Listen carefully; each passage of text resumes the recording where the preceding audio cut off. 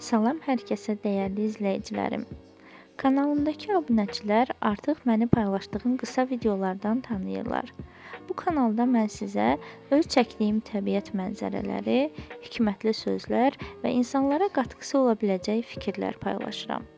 Bu dəfəki videomda isə 14 il əvvəl ayrıldığım torpağa etdiyim səfəri paylaşacağam.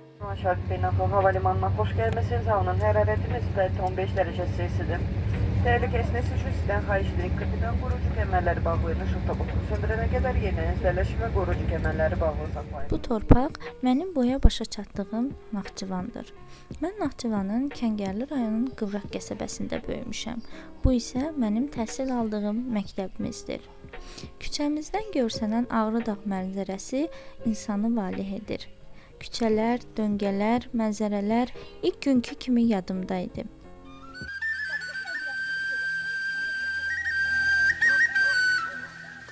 Mən bu evdə böyümüşəm. Bu evdə ayaq açmışam. Bu evdə yaşamışam, məktəbə getmişəm. Onun keçdiyi bu hovuz.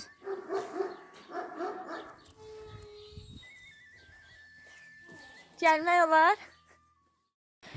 Böyüdüyüm bu evdə doğma insanlarla görüşəndən sonra ən qədim ziyarətgahlardan biri olan Əshab-ı Kəhfə yollandım. Əshab-ı Kəhf Naxçıvanın Culfa rayonu ərazisində yerləşir. Tarixən çox qədim olan bu ziyarətgah dünyanın hər yerindən gələn qonaqları valeh edir. Bura sadəcə dağ və ya mağara deyil, öz tarixi sirləri ilə insanı valeh edən bir yerdir. Mən getdiyim gün yağış yağsa da dağların ən uca zirvəsinə qədər qalxa bildim. Çünki ən son bura gələrkən balaca uşaq idim və indi özüm tam sərbəst hər bir mənzərəsini doya-doya kəşf etdiyim bir yer idi mənim üçün. Hətta buradan gələndən sonra bir neçə müddət xəstə oldum. Amma yenə də oradan aldığım ləzzəti mənə unutturmadı. Normalda hündürlük qorxum olsa da, həmin dağlara qalxarkən içimdə çox sakit, həzin bir his var idi.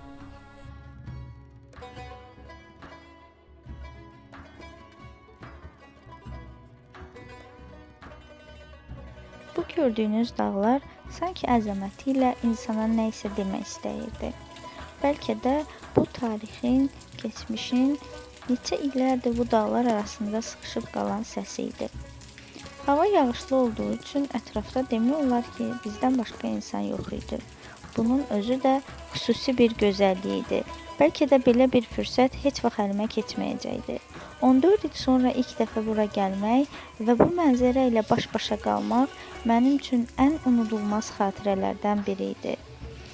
Ən yüksək zirvədən bu ziyarətgaha son dəfə baxmaq mənim üçün ən unudulmaz an oldu.